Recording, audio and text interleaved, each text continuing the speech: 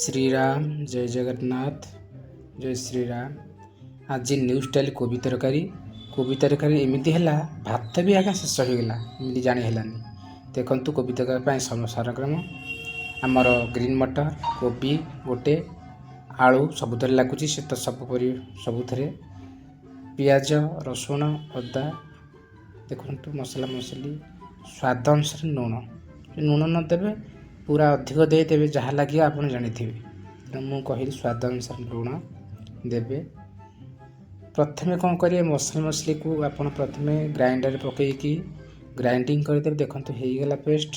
ତାକୁ ତେଲ ଦେବେ, ତେଲ ଦେଇକି ସେ ମସଲିକୁ ଟିକେ ଫୁଟଣ ଦେଇ ପକାଇଦେବେ। ଦେଖନ୍ତୁ ତାକୁ ଟିକେ ଫେଣ୍ଟି ଦେବେ, ନହେଲେ ଲାଗିଯିବ।